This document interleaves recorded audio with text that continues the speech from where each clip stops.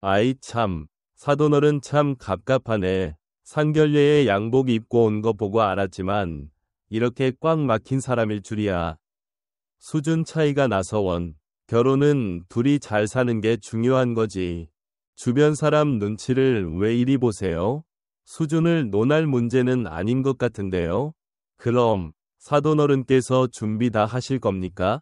아니, 그걸 왜 우리가 다 합니까? 이 말까지는 안 하려고 했는데 그쪽 아들이 집이라도 해왔습니까? 그냥 결혼식 간단하게 하자는 건데 왜 이렇게 상황을 복잡하게 만듭니까? 이야기 속 주인공 최영수 씨와 아들 최기환 씨의 이야기입니다. 최영수 씨는 웬만하면 아들이 좋아하는 사람과 결혼시키려고 했습니다. 하지만 아무리 아들이 좋아해도 이 결혼을 강행하면 나뿐만 아니라 아들까지 지옥 같은 삶을 살게 될 거라는 생각 때문에 상견례 자리에서 박차고 나왔다고 합니다. 최영수 씨는 60년 평생 살면서 그날 느낀 감정을 아직까지도 잊지 못한다고 합니다. 이렇게 무리한 집안에서 자란 사람이라면 사돈은 물론이고 길 가다 스치는 사이도 되고 싶지 않다고 합니다. 곰곰이 생각해보니 그동안 느꼈던 찝찝한 느낌이 단순한 기우가 아니었다는 걸 깨달았습니다. 아들 기환이 전 예비 며느리를 데리고 왔을 때부터 성격이 조금 유별나다 생각했다고 합니다. 지금부터 최영수 씨의 이야기를 직접 들어보겠습니다. 공부도 운동도 잘하는 아들이었기 때문에 주변에서 중매를 서겠다는 사람들이 참 많았습니다. 아드님이 그렇게 잘났으니 결혼할 사람 소개 좀 시켜주세요. 아들이 원해야 소개를 해주든가 하죠. 아들 왜 안 받아? 저는 결혼 생각 없어요. 지금 혼자가 너무 편해요. 그래도 자식 하나는 둬야 하지 않겠냐? 때가 되면 하겠죠. 지금은 생각 없어요. 원하는 신부가 나타나면 어련히 하겠죠. 그렇지 기환아? 기환이는 어릴 때부터 자기 주장이 강하고 목표가 뚜렷한 아이였습니다. 결혼도 본인이 알아서 할 거라고 생각했기에 저는 아들의 의견을 믿고 따라주기로 했습니다. 그러던 어느 날 아침 제가 낚시하러 나가기 전 기환이가 방에 와서 뜻밖의 말을 꺼냈습니다. 아버지 저 결혼하려고요. 정말 저랑 잘 맞는 여자를 만났어요. 그 순간 저는 귀를 의심했습니다. 결혼은 안 하겠다고 단호하게 말하던 아들이 갑자기 결혼하고 싶은 여자가 생겼다니 당황스럽기도 하고 어떤 여자인지 궁금했습니다. 뭐 하는 친구인데? 같은 회사에 다니는 회계팀 직원이고 저보다 2살 어려요. 무엇보다 일도 꼼꼼하게 잘하고 일단 저랑 성격이 정말 잘 맞아요. 결혼에 무관심하던 아들이 이렇게 진지하게 여자친구를 소개하니 저도 기대가 생기더군요. 얼마 지나지 않아 기환은 그 여자를 집에 데리고 왔습니다. 상견례 전에 가볍게 얼굴을 볼 겸 가까운 식당에서 식사를 했죠.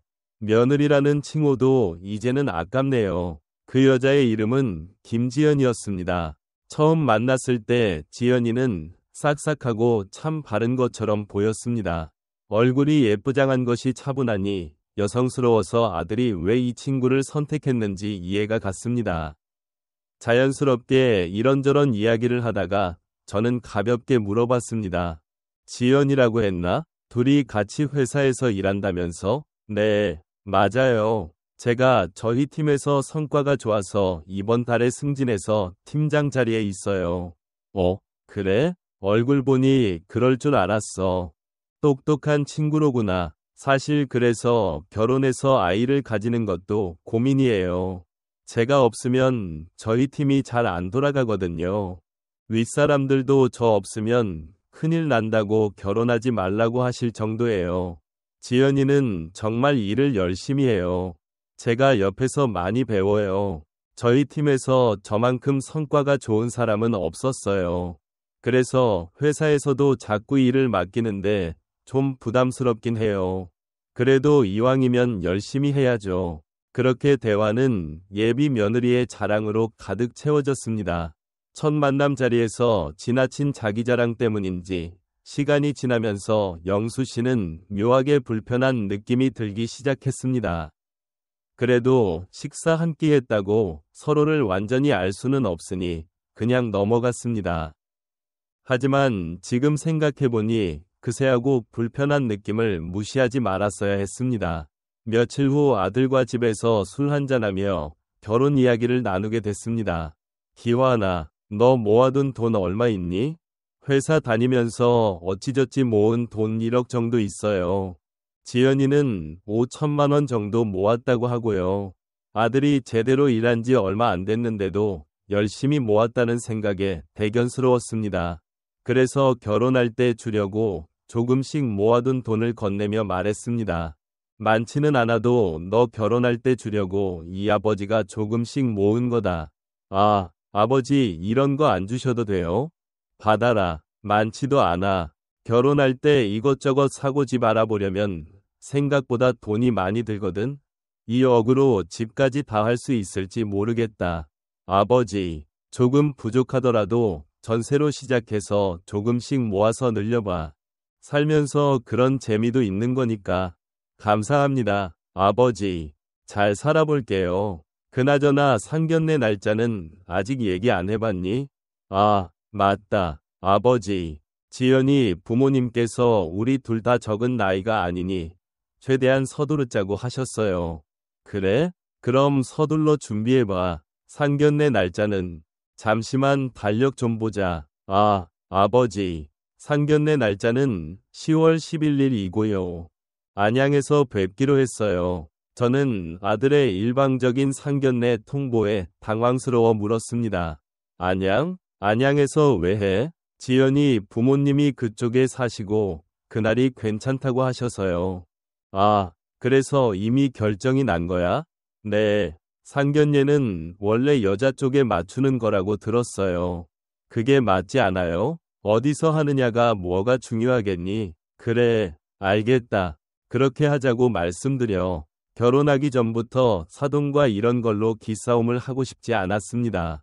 저도 중요한 건 아들이 결혼해서 잘 사는 것이지 상견례 장소가 아니었기 때문이죠. 제 아내는 작년에 유방암 수술을 받고 몸이 안 좋아 병원에 누워 있습니다. 수술 후 나온 조금의 국가지원금과 일하면서 여기저기서 긁어 모아둔 돈 2억 정도를 아들에게 주었습니다. 아내도 상견례 자리에 참석하면 좋았겠지만 몸 상태가 좋지 않아 사돈과 따로 통화만 하기로 하고 결혼식장에서 보기로 했습니다. 저는 상견례를 위해 지난주에 백화점에서 양복을 사고 새 구두도 마련했습니다. 얼마 만에 입어보는 양복인지 직접 입어보니 마음이 두근거렸습니다. 상견례가 처음이니 다들 서먹서먹할 텐데 어떤 말을 꺼내야 할지 고민돼서 인터넷 검색도 해보고 지인들에게 물어보기도 하며 설레이는 마음으로 내심 기대를 했었습니다. 그렇게 드디어 상견례 날이 다가왔습니다. 그날 아침 저는 일찍 일어나 옷을 차려입고 머리도 깔끔하게 정리했습니다. 과하지 않으면서도 단정하게 보이려고 최대한 신경을 썼죠. 이 정도면 괜찮겠지? 하면서도 혹시 너무 격식을 차린 게 아닌가 걱정되기도 했습니다. 결혼은 두 사람만의 일이 아니라 양가의 첫 만남이기 때문에 그만큼 중요한 자리라는 걸 잘 알고 있었습니다. 그래서 작은 부분까지 신경을 안 쓸 수 없었습니다. 예약해둔 자리에 직원이 저희를 안내해 주었고 다행히 사돈어른과 지연이보다 저희가 먼저 도착했습니다. 지연이네 부모님 차가 하얀색 그랜저라던데 아마 이쯤 주차하시겠지? 그래 오실 때 되면 오시겠지. 저는 고개를 끄덕이며 대수롭지 않게 대답했지만 속으로는 점점 더 긴장이 되기 시작했습니다. 아들이 잠시 화장실에 간 사이 저는 물 한 잔을 마시며 오늘 어떤 이야기를 나눠야 할지 머릿속으로 정리했습니다. 양가의 첫 만남이니 좋은 인상을 남겨야겠다는 생각에 이것저것 고민하게 되더군요. 창문 밖 주차장 쪽을 바라보며 혹시 저분들이 사돈이 아닐까 하며 마음이 괜히 떨렸습니다. 잠시 후 정말 하얀색 그랜저가 발레 파킹을 받는 게 보였습니다. 심장이 더 빠르게 뛰기 시작했죠. 차에서 내리는 60대 중년 부부를 보면서 드디어 오셨구나 싶었습니다. 그런데 순간 저는 윤을 의심할 수밖에 없었습니다. 두 분 모두 깔끔한 정장을 입고 있을 줄 알았는데 글쎄 빨간색 추리닝을 입고 내리는 게 아니겠습니까? 두 부부는 커플 내복같이 생긴 딱 달라붙는 빨간색 추리닝 패션을 입고 식당 문을 열고 들어왔습니다. 제 쪽으로 걸어오는데 표정 관리를 할 수가 없어서 일단 그냥 못 본 척했습니다. 상견례 자리에서가 아니더라도 이런 패션은 살면서 처음 보는 옷차림이었기에 너무나도 당황스러웠습니다. 이쪽에 앉으세요. 감사합니다. 정말 다행히도 그분들은 사돈이 아니라 옆 테이블 사람들이었습니다. 가슴을 쓸어내리며 안도의 한숨을 쉬는 순간 그 뒤에서 낯익은 얼굴이 보였습니다. 바로 지연이었죠. 지연과 함께 걸어오는 중년 부부가 진짜 사돈이었습니다. 그러나 사돈을 본 순간 아까 추리닝을 입고 내린 사람들만큼이나 당황하지 않을 수 없었습니다. 사돈 내외는 저희와는 달리 아주 캐주얼한 복장을 하고 있었습니다. 저는 어찌할 바를 몰라 당황한 채로 웃으며 농담처럼 말했습니다. 안녕하세요. 제가 너무 과하게 차려입었나 보네요. 아니에요. 이게 제 본 모습입니다. 이제 가족이 될 사이인데 가식 부릴 필요 없잖아요. 웃으면서 농담처럼 던진 사돈 어른의 말을 듣는 순간 저는 속으로 복잡한 감정이 들었습니다. 가족이 될 사람끼리 솔직하게 지내자는 말은 이해되지만 상견례라는 첫 만남에서 이렇게 편하게 나오는 게 과연 맞는 걸까 싶었죠. 저도 모르게 옷매무새를 다시 한번 점검하면서 이 자리가 어떻게 흘러갈지 걱정이 되기 시작했습니다. 그래도 한 가족이 될 사돈과 첫 식사 자리인 만큼 분위기를 망치지 않으려고 애썼습니다. 표정 관리에 신경을 쓰며 말했습니다. 일단 앉으시죠. 요즘 인기 많은 메뉴라고 해서 미리 코스 요리로 준비해놨는데 입맛에 맞으실지 모르겠습니다. 저희도 한식을 좋아해서 괜찮습니다. 코스 요리가 차례대로 나오며 식사에 집중했고 어색했던 분위기가 조금씩 풀리기 시작했습니다. 사돈어른, 은퇴하셨다고 들었는데 요즘은 어떻게 지내십니까? 지연 아빠는 요즘 골프가 유일한 낙이에요. 주말마다 맨날 필드에 나가서 살아요. 아, 뭐 골프 치고 집에서 TV나 보며 쉬죠. 은퇴하면 다 비슷하지 않습니까? 큰일 없으면 그게 제일이죠. 맞습니다. 저도 은퇴하고 낚시하는 게 유일한 취미입니다. 그 재미로 살아요. 그 순간 사돈어른은 갑자기 저를 바라보며 웃음을 터뜨렸습니다. 아, 낚시요? 저는 그런 거 질색입니다. 그거 참 시간만 낭비하는 거 아니겠습니까? 가만히 앉아서 물고기만 기다리고. 사돈어른의 말투는 지나치게 캐주얼했으며 마치 저를 그냥 친한 친구 대하듯 하는 것처럼 보였습니다. 저는 속으로 조금 불편했지만 웃으며 맞장구를 쳤습니다. 아, 지루하다고 느낄 수도 있죠. 사람마다 다르니까요. 근데 저는 그 기다리는 시간이 멍 때리면서 힐링이 됩니다. 저는 당황했지만 최대한 표정 관리를 하려고 노력했습니다. 사돈어른은 자신의 말이 남에게 어떻게 들리는지 전혀 신경 쓰지 않는 것 같았습니다. 처음 옷차림에서 느껴졌던 것처럼 그의 말과 행동에서도 기본적인 예의가 없다는 생각이 들었습니다. 그래도 분위기를 망치지 않으려고 대화에 집중했고 식사가 이어지면서 자연스럽게 자녀들 결혼 준비 이야기로 흘러갔습니다. 요즘 애들은 정말 결혼을 늦게 하는 것 같아요. 저희 때만 해도 30살만 넘으면 노처녀. 노총각 소리 들었었는데 우리 때랑 많이 다르죠?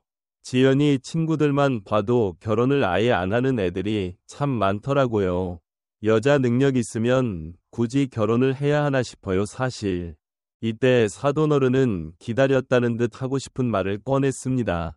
결혼식 말인데 그냥 친인척들만 부르고 스몰 웨딩으로 하는 게 낫지 않겠습니까?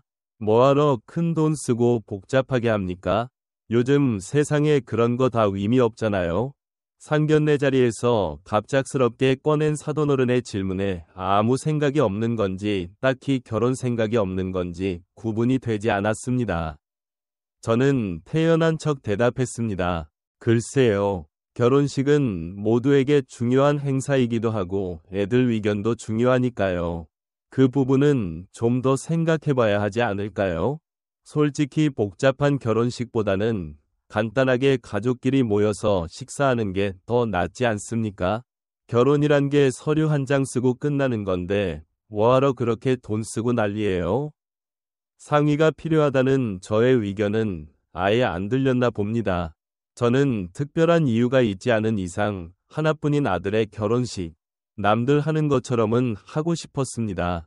사돈어른의 말투에서 느껴지는 가벼움과 무례함은 도를 넘은 것 같았지만 저는 최대한 침착하게 대응하려 했었습니다.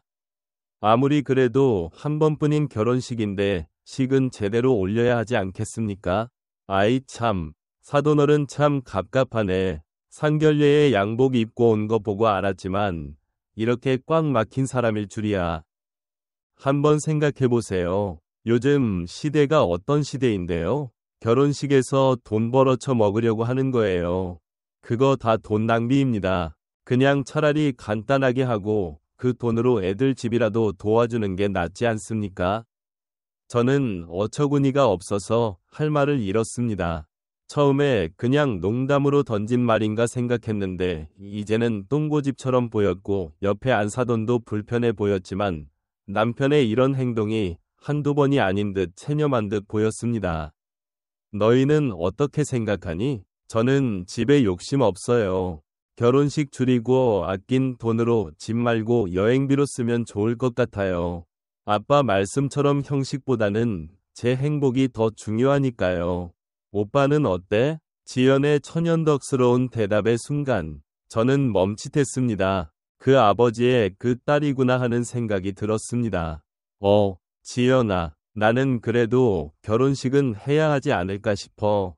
결혼은 우리 둘만 좋자고 하는 게 아니라 부모님들 모시고 친구들도 초대하는 자리잖아. 오빠, 우리 얘기했었잖아. 결혼식 이런 거보다 좀 더 실용적인 걸 선택하자고. 부모님도 그게 더 좋다고 하시고 우리 행복이 더 중요한 게 맞긴 맞잖아. 우리 때문에 형식적으로 하는 거라면 굳이 할 필요 없어요. 그냥 가족끼리 소소하게 식사 대접하면 그만이죠. 우리보다 애들 의견을 따르는 게 맞다고 생각해요. 결혼식 날짜를 논의해야 할 자리에서 사돈어른의 황당목의 한 의견으로 대화가 산으로 가버렸습니다. 사돈어른, 이 결혼은 우리만 생각해서 난 되잖아요. 이렇게 한쪽에서 일방적으로 이야기하면 곤란해요. 누군가에게는 형식적인 행사로 보일 수 있지만 결혼식은 아이들이 새로운 가정을 시작하는 중요한 출발점이에요. 그냥 간단하게 생각하고 넘길 문제는 아닌 것 같습니다. 저희도 수많은 지인의 결혼식에 다녀왔고 예의상 결혼식은 평범하게 진행하는 게 맞지 않습니까?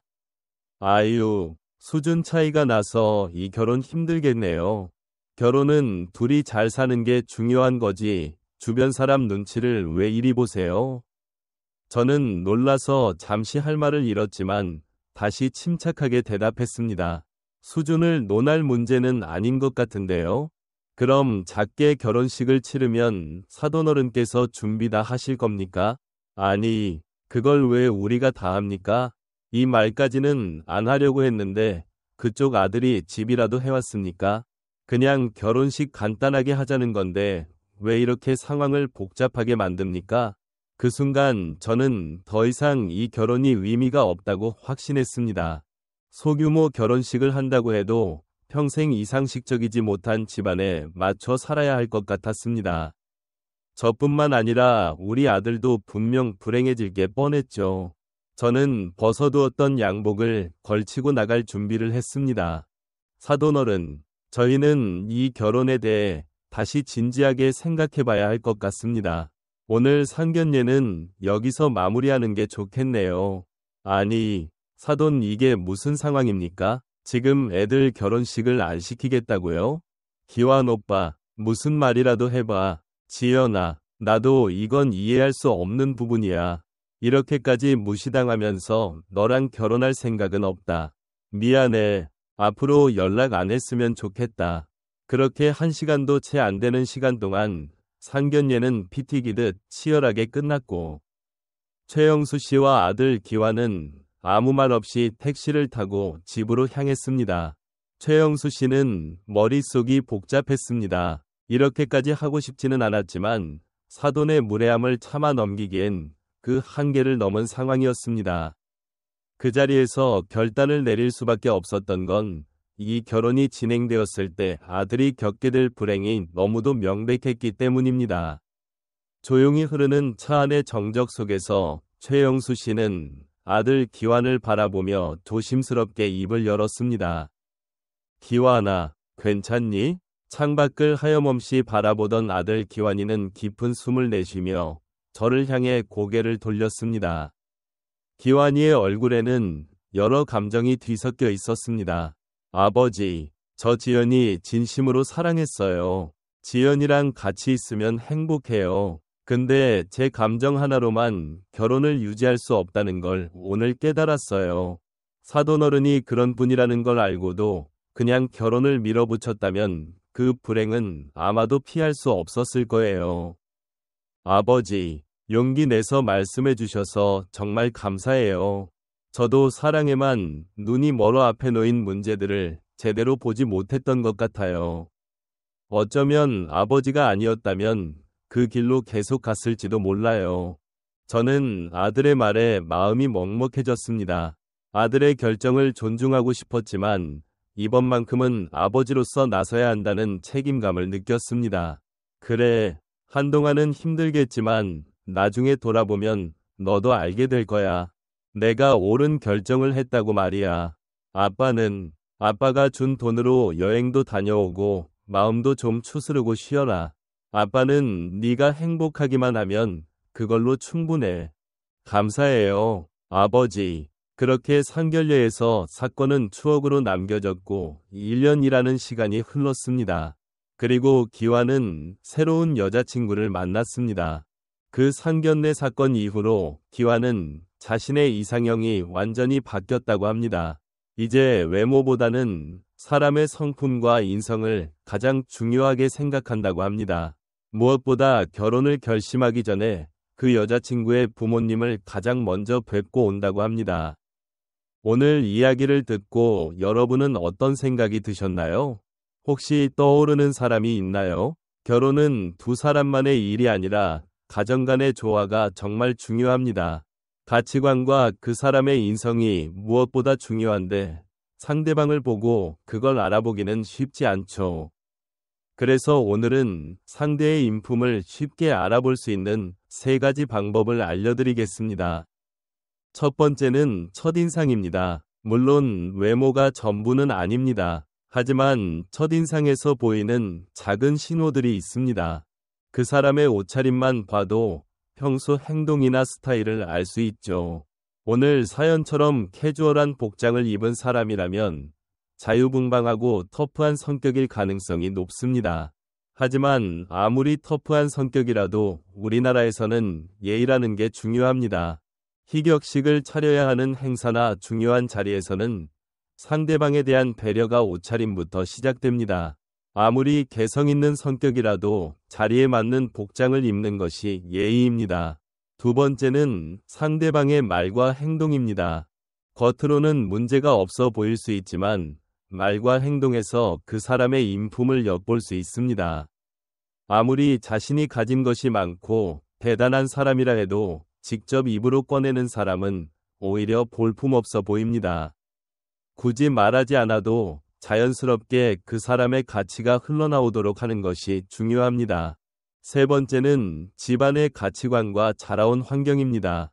결혼은 단순히 두 사람의 사랑만으로 이루어지는 게 절대 아닙니다.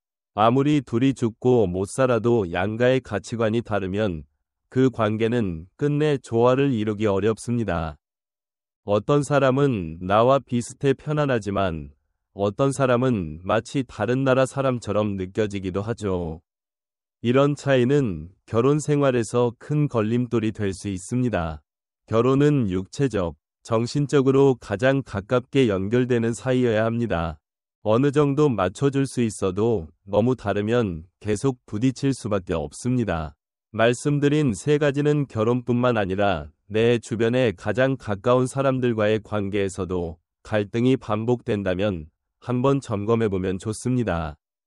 나와 맞지 않는 사람을 억지로 바꾸려 하기보다는 적당히 거리를 두는 것이 현명할 수 있습니다.